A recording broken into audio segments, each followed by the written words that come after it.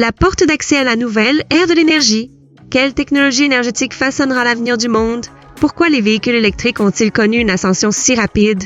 Les batteries lithium-ion sont-elles réellement considérées comme le nouveau pétrole? Et une question plus cruciale, pourquoi les grands pays construisent-ils une gigafactory après l'autre, c'est-à-dire d'immenses centres énergétiques produisant des batteries avec des capacités annuelles de 10 GWh et plus? Ces questions nous mènent à l'une des plus grandes transformations mondiales du 21e siècle, le mouvement des gigafactories.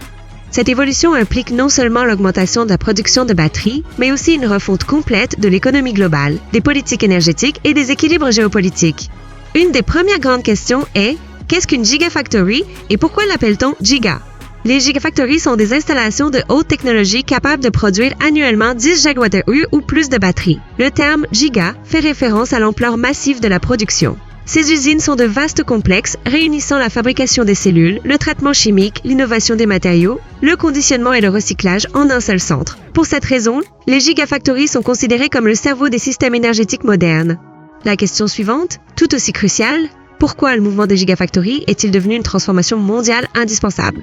Parce que la transition énergétique nécessite non seulement des panneaux solaires et des éoliennes, mais aussi une immense capacité de batterie pour stocker l'énergie produite. L'adoption généralisée des véhicules électriques, la stabilité des réseaux d'énergie renouvelable et l'indépendance énergétique dépendent toutes de ces installations. En résumé, sans gigafactory, la nouvelle ère de l'énergie n'aurait pas pu voir le jour.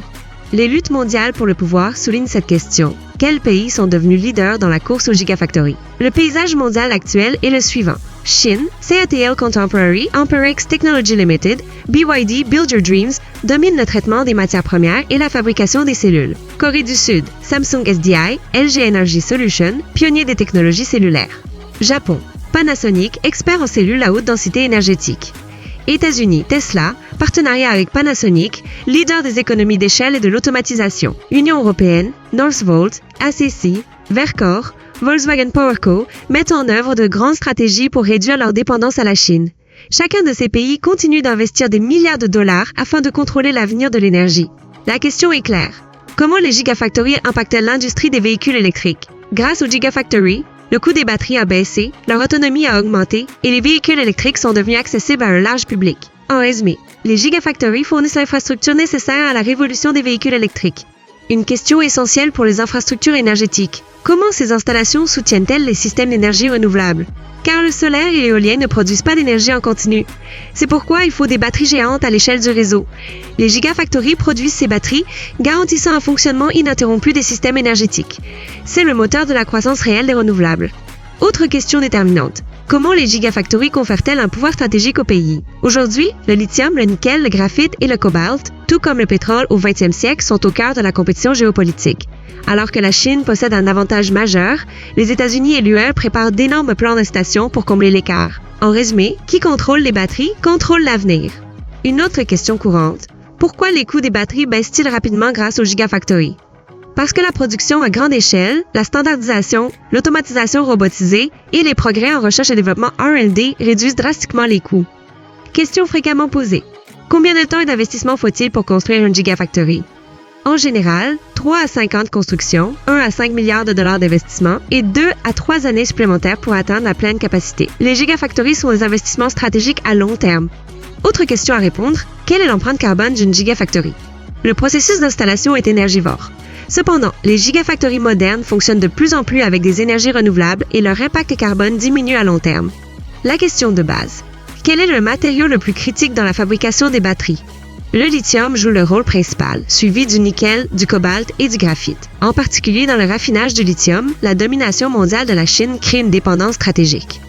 Un sujet souvent évoqué, comment les gigafactories transforment-elles les économies locales?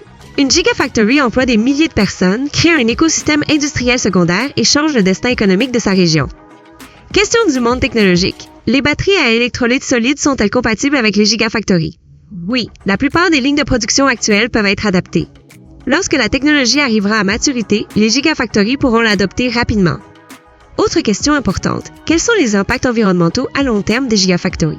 La consommation d'eau, les procédés chimiques et la gestion des déchets peuvent poser des risques. Cependant, les circuits fermés d'eau, les technologies de recyclage et l'intégration des énergies renouvelables réduisent ces impacts. Question critique. Les installations de recyclage peuvent-elles un jour remplacer les gigafactories? Oui, surtout avec la montée du recyclage urbain. Récupérer le lithium, le nickel et le cobalt des batteries usagées devient plus économique que l'extraction minière.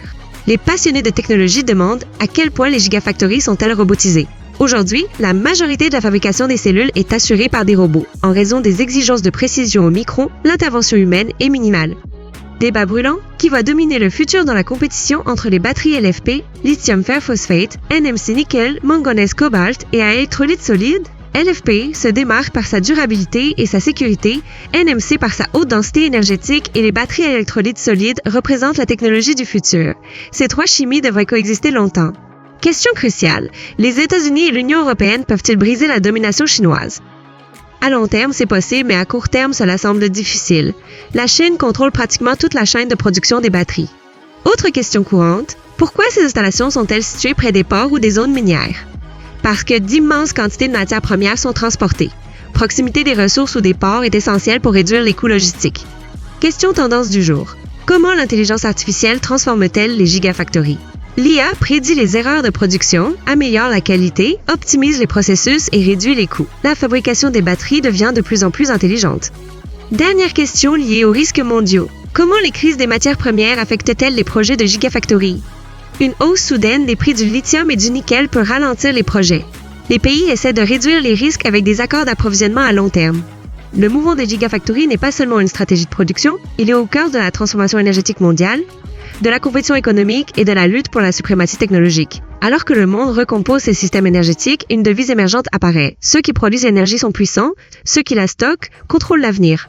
Dans les années à venir, il deviendra encore plus évident comment les gigafactories transforment non seulement le destin des villes, mais aussi celui des nations et l'équilibre mondial du pouvoir. Si vous souhaitez voir plus de contenu sur l'avenir de l'énergie, n'oubliez pas de vous abonner à ma chaîne. Merci d'aimer la vidéo et de laisser vos avis en commentaire. Quelle est votre opinion sur le mouvement des gigafactories? Quelle technologie pensez-vous prendra la taille? On se retrouve dans les commentaires!